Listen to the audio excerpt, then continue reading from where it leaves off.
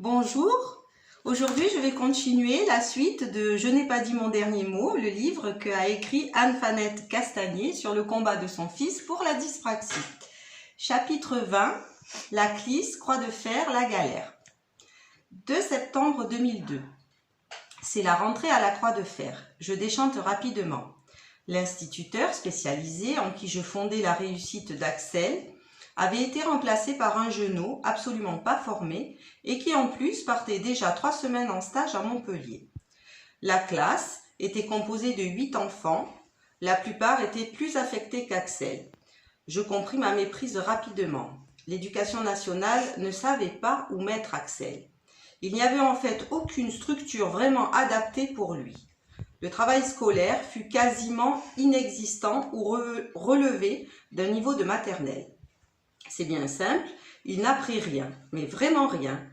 J'étais outrée, scandalisée. On m'avait vraiment roulé dans la farine. Je m'en voulais terriblement et je demandais un entretien avec l'instituteur.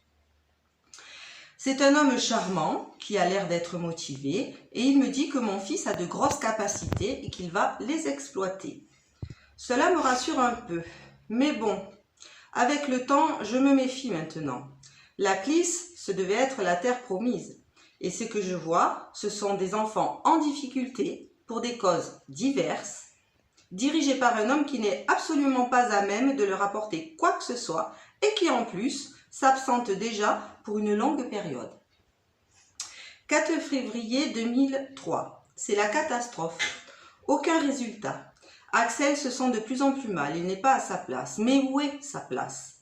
Axel est différent, il a ce petit truc dans sa tête qui l'empêche d'avancer à la même cadence que les autres et il lui faut plus de temps. C'est comme ça, on ne sait pas pourquoi. Dieu sait qu'on a tout fait, médicalement parlant, rien ne s'explique. Maintenant, je m'en fous. Je sais que c'est qu'une question de temps et qu'il faut bosser, s'accrocher, y croire, sans relâche, sans état d'âme, foncer, l'aimer et le lui montrer. Je lâcherai rien. Mon Dieu, qu'est-ce que je l'aime. Ce gosse est une mine d'or, un vrai trésor. Il faut juste trouver la clé et tout jaillira de mille feux. Mais en attendant, ça bloque. On tourne et on retourne.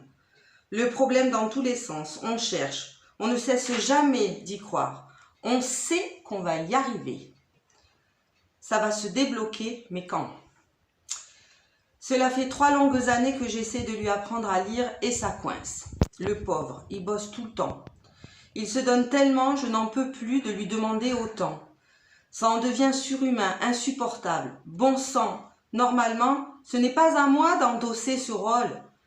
Parfois, il doit me détester. Mais je n'ai pas le choix. L'école ne fait pas son travail et je ne peux pas laisser ce petit ange s'enliser. Je dois l'aider, je dois l'aimer parce que je l'aime. Chapitre 21. La clisse, méthode Borel-Maisoni, éducation nationale. Mais pourquoi ça ne marche pas ?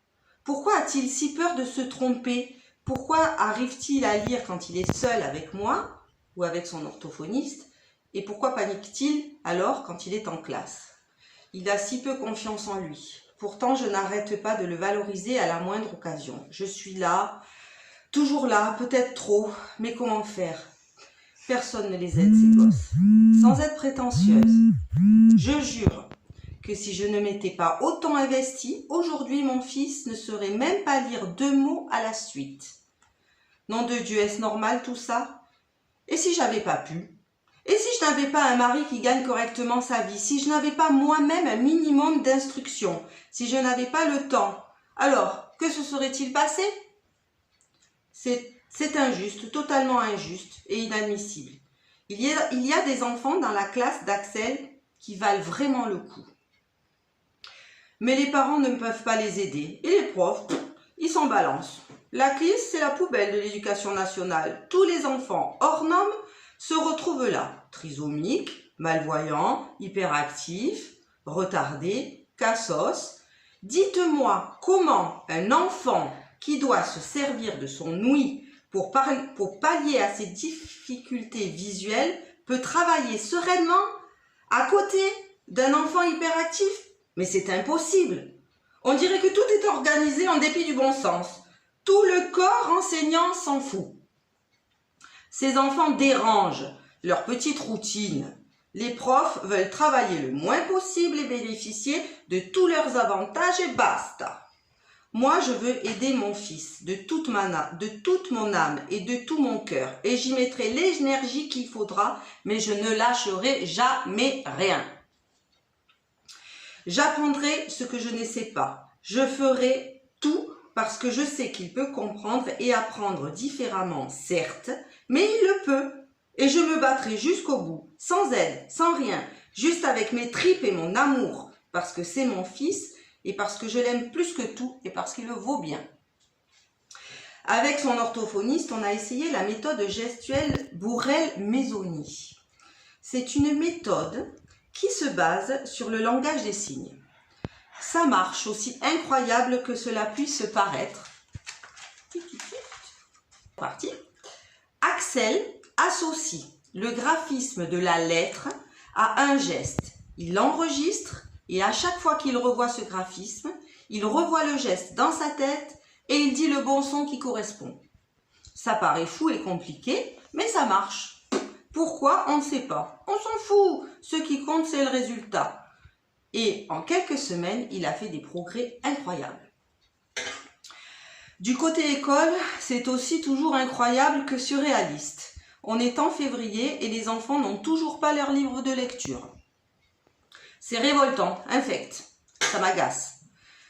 Ces gosses souffrent déjà d'un handicap ou d'une maladie, ils sont déjà en détresse, parfois autant psychologique que physique, et ils doivent encore supporter d'être là, laissés pour compte, jugés d'avance, étiquetés, n'ira pas plus loin.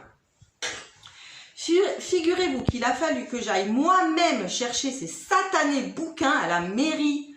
Cela faisait 2 mois qu'ils attendaient qu'on vienne les chercher. J'étais folle de rage, mais mince à la fin. Mais ça va, maintenant je commence à comprendre comment fonctionne l'éducation nationale dans ce pays. Et je sais nager comme une anguille dans les eaux troubles. Maintenant je comprends qu'ils sont protégés par le système. Tu peux hurler, te déchaîner, ils s'en moquent. Ça les fait mourir de rire. Alors il faut apprendre la patience. Si je pouvais, je leur arracherais les dents une après une pour leur faire bien mal. Bref, pour en revenir à mon histoire après ce petit moment de colère, je suis donc allée récupérer moi-même ces livres. J'ai un petit trou. Un mois plus tard, l'instit partait à nouveau en stage et pour 3 semaines. Quand il est revenu, il s'est arrêté 2 autres semaines pour maladie. Le pauvre chéri. Alors, pendant ce temps, pendant cette absence, on est reparti comme en 40 avec Axel. Parfois, je me demande si je ne devrais pas carrément lui faire l'école à la maison. Je vous jure, j'y pense. Il construit son avenir maintenant. C'est important. Finalement, je râle après les enseignants. Mais c'est tout le système qui déraille. Est-ce normal, par exemple, que les profs effectuent leur stage de formation pendant l'année scolaire au détriment des enfants? Est-ce normal qu'un enseignant tout juste sorti de l'IUFM, qui n'a donc aucune expérience du métier, soit affecté sur un poste de CLIS, où justement il faut de l'expérience? C'est comme si on mettait un apprenti aux commandes d'une entreprise en faillite. C'est obligé qu'à un moment ça se casse la figure. Même si l'instit est motivé, c'est de l'utopie. C'est complètement impossible.